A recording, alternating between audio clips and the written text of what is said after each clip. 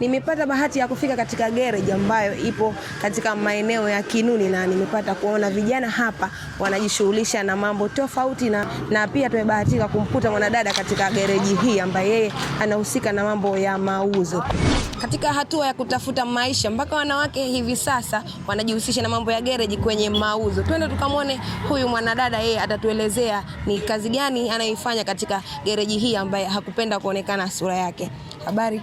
Nzuri. Unajisikiaje? Najisikia vizuri. Kama wewe mwanadada ambaye unashughulika na kujihusisha na mambo haya ya garage, unaonaje kutuambia kwamba kutafuta ni kitu kizuri kwa wanawake mpaka kwa wanaume? Je, unatushauri nini katika jamii zetu? Nashauri wanawake wenzangu, kila kazi ina mapato, kila kazi unaweza ukafanikiwa. Sio mwanamke mpaka uchague kazi. Kama mimi hapa nauza garage, nafanikiwa na nalipa mshahara wangu kama anavyolipwa wengine serikalini.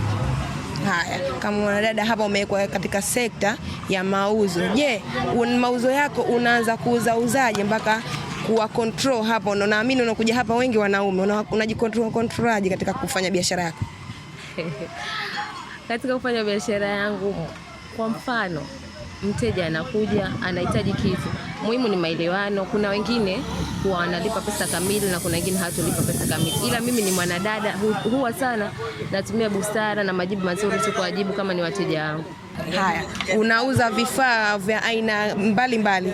Tunaomba vifaa ambavyo ni creative, ni vikubwa, ambapo hapa watu wakija kwa siku wanapenda kuvitumia au kupenda kununua. Cha kwanza ni plagi, cha pili ni oil. Kuna engine mount ambayo inatumika kwenye bajaji na kuna relay ambayo inatumika kwenye pikipiki yote na pia kwenye bajaji. Ni ulisomea mambo haya ya kuuza gari? Hapana, sijasomea. Ni akili yako tu na kwenye kutafuta maisha? Yes.